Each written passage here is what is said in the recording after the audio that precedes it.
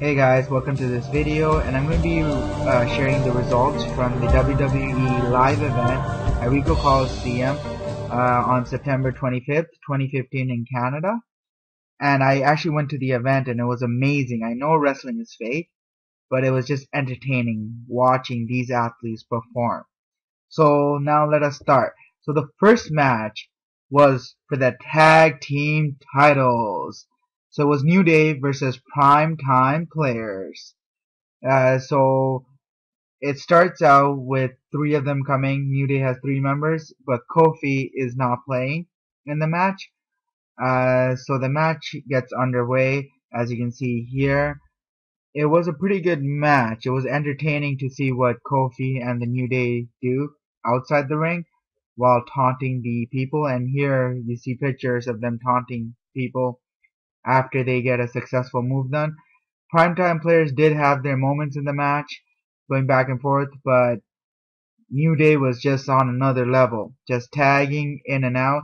Here the ref went to Titus O'Neil, which distracted the ref's attention. Kofi came in, did Trouble in Paradise, and Xavier Woods took the cover and won the match, and I guess still a chance, New Day. The next match was Damien Sandow versus Strowman, the new member of the Wyatt family. I was surprised to see Damien Sandow, but this match was not for him. This guy, Strowman, oh man, he's a powerful animal. He just manhandled Sandow, throwing him, tossing him, and then did a submission. Sandow had no offense here. He just got destroyed.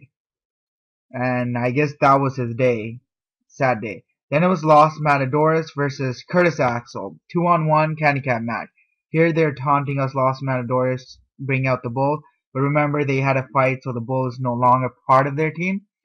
So it was 2-on-1. Los Matadores tried to keep Curtis Axel on their side, while Curtis Axel tried to go to his side, but he had nobody to tag. So it was the numbers game being played very well by Los Matadores, often tags.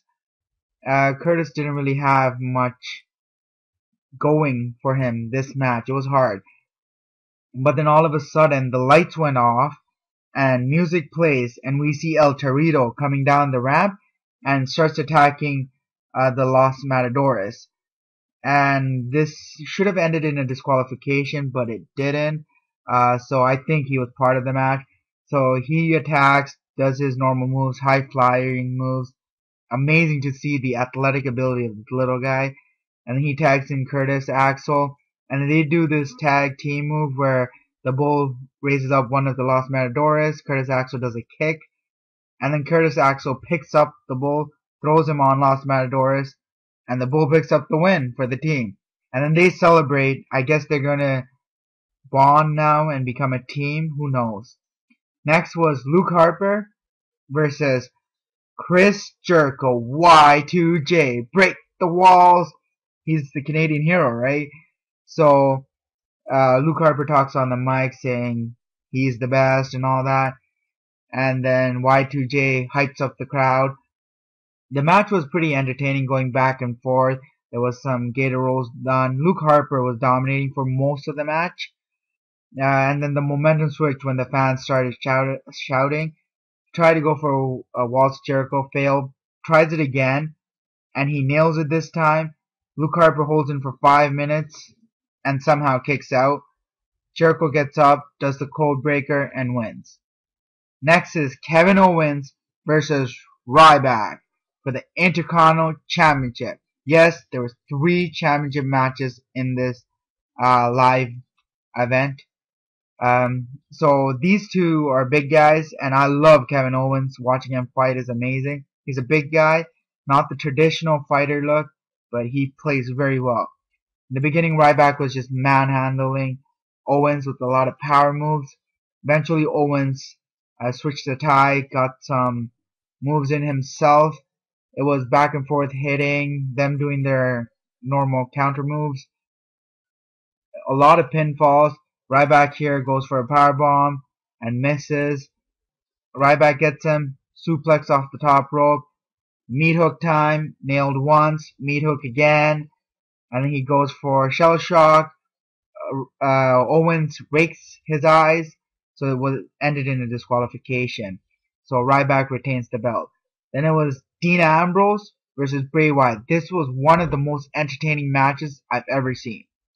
So they start fighting. Normal Crazy Dean does like his moves. His moves are great to see because they're not like normal wrestling moves. Flying off the top rope.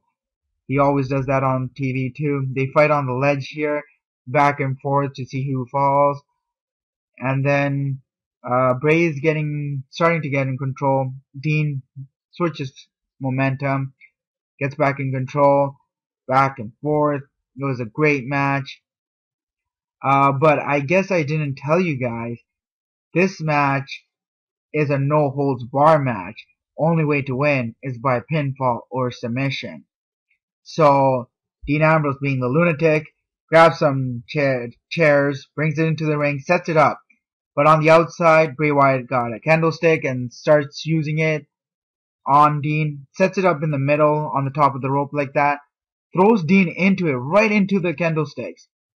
And now Dean is like confused, and he just abuses it. Dean somehow finds the candlestick and starts whipping Bray Wyatt with it.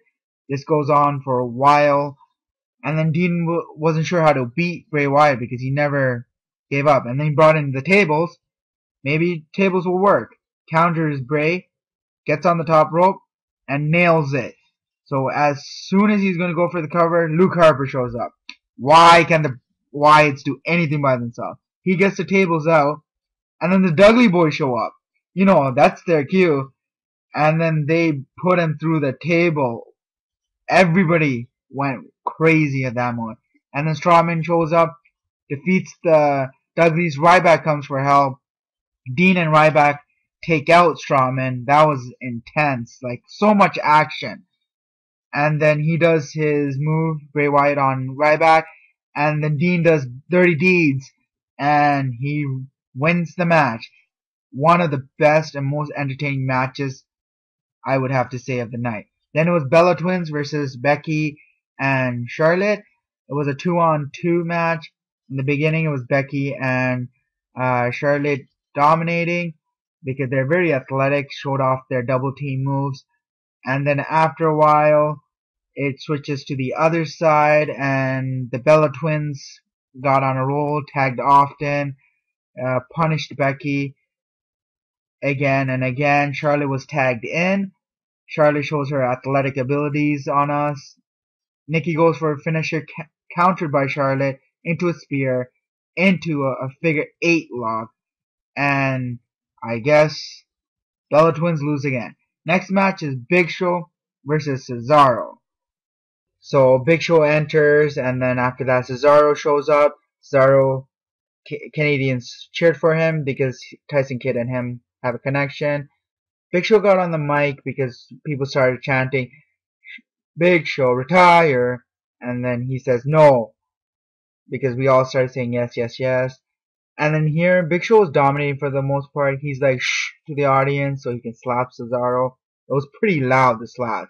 Cesaro counters, does a submission, but it's hard to get the giant on his feet. So Cesaro does uppercut after uppercut, eventually does it. Big Show gets back up, tries to chokeslam, misses. More uppercuts by Cesaro. Uppercut after uppercut after uppercut.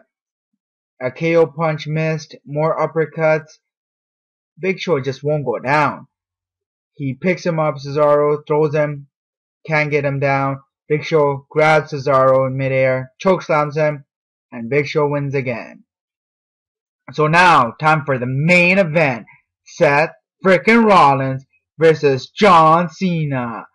Let's go Cena. Cena sucks. Let's go Cena. Cena sucks. Those chants, like, I've never felt an environment like that where the chants were so loud for a superstar. So the match got underway. Seth Rollins, like, did a sneak attack. He didn't let the ref give away the belt. He just attacked Cena right away. Cena had momentum a bit in the beginning, and then it was just Seth Rollins taking over, trying to copy Cena's moves and then also go for like quick pins here and there. He even brought him outside, threw him against the steel steps. That was amazing to see that. It made a big sound, and then Seth Rollins was just under control. Sleeper hold, you can't see me, but Cena blocked. Cena tried to do it himself after doing this, and then Seth again dodged. It was a lot of blocks in this and a lot of quick pins. And then Cena does his 360 flip move. I'm not sure what it's called. If you guys do, just comment below what's called. And then Seth gets on the top rope. That's always a bad idea. So John Cena tries an FU. Seth counters, throws John Cena to the top turnbuckle, tries to go for a pedigree, and John Cena counters like always. Always has a way to win apparently big matches. I don't know, they script it that way, I guess. So they keep fighting back and forth. The action is so intense right now, you can't take your eyes off it. And then Seth gets hurt. John Cena tries an FU. Seth counters it, tries to do it himself. John Cena trips him, climbs to the top rope, tries to do the leg kick, but Seth counters to a powerbomb. And then they're both down for a while. And then Cena climbs. Seth tries to climb, does 2 suplexes. Amazing move. Goes for the pedigree, misses. Cena does the STFU. And then they both climb onto the top rope where Seth misses and then gets John Cena off for a pedigree. John Cena counters it, does an FU, and 1, 2, 3, still United States Champion John Cena. The guy that seems to win big matches. Anyway guys, thank you so much for watching. Remember to like, comment, and subscribe.